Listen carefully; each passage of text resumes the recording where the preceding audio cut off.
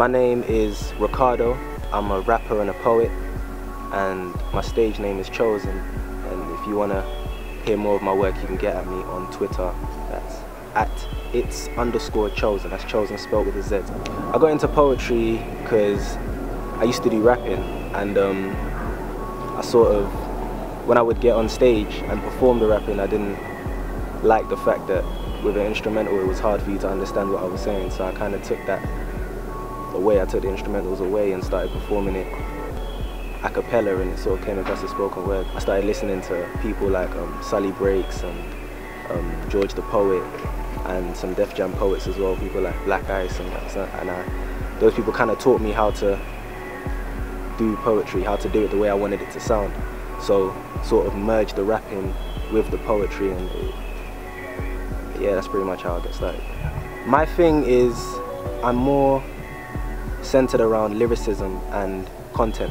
So what you're talking about and how you present it. I'm a little less inclined to fall for the trap of a catchy beat and a catchy chorus. So right now I listen to guys like Kendrick Lamar, I like people like Brewer, Icy. You might have heard of some of these people, but lyricists, that's really what I'm into at this point in time. Guys like J. Cole. And those are the rappers who kind of influence the way I spit rhymes. And with the poetry, I'm influenced by guys like George the Poet very heavily, because he does it the way I want to do it, sort of thing. Like the way you can listen to his poetry and tell that he could also rap. Like you can just hear from his poetry, because of the flow and the rhyme scheme, you can tell that he could get on a beat and do some damage. So I think those are the few influences that affect me now. But obviously when I first started, I was listening to guys like Tupac, Biggie, Nas, guys like that. So they sort of taught me how to put rhymes together. At the moment, we're out filming a video for my piece called Ignorance is Bliss.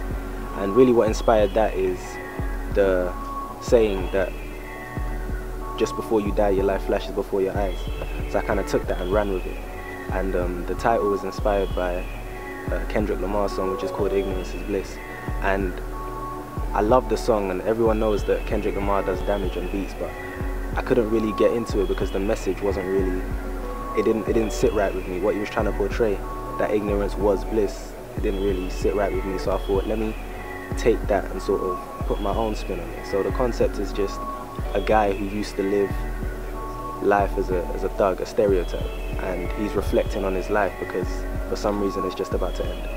And he's looking back on what he used to do, and at first it sort of seems like he's gratifying and advocating the life that he used to live. But as it goes along, you sort of see how he realizes the error of his ways and sees that it's a little too late, but he should have changed, because the way he was living, it was more like he was trying to stay alive as opposed to living.